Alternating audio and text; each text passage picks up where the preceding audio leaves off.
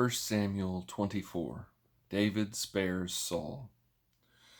When Saul returned from pursuing the Philistines, he was told, "David is in the wilderness of En-gedi." So Saul took 3,000 of Israel's choice men and went to look for David and his men in front of the rocks of the wild goats. When Saul came to the sheep pens along the road, a cave was there, and he went in to relieve himself. David and his men were staying in the back of the cave, so they said to him, "Look, this is the day the Lord told you about. I will hand your enemy over to you so you can do to him whatever you desire." Then David got up and secretly cut off the corner of Saul's robe. Afterward, David's conscience bothered him because he had cut off the corner of Saul's robe.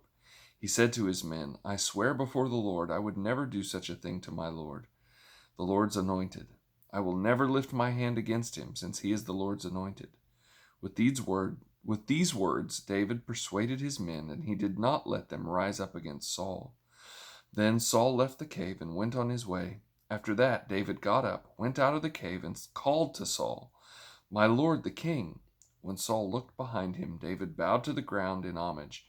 David said to Saul, "Why do you listen to the words of people who say, 'Look, David intends to harm you'? You can see with your own eyes that the Lord handed you over to me today in the cave.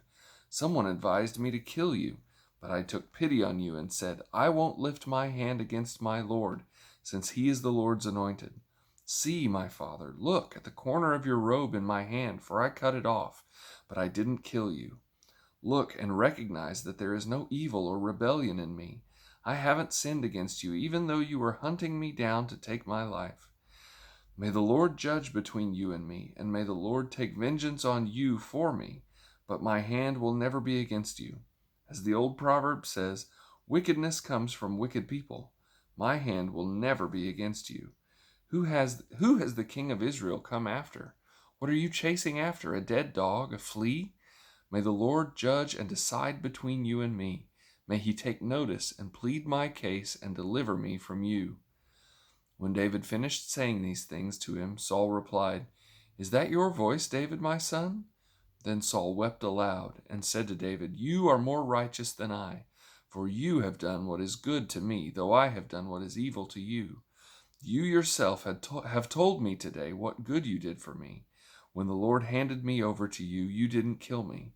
When a man finds his enemy, does he let him go unharmed? May the Lord repay you with good for what you've done for me today. Now I know for certain you will be king, and the kingdom of Israel will be established in your hand. Therefore swear to me by the Lord that you will not cut off my descendants or wipe out my name from my father's family." So David swore to Saul.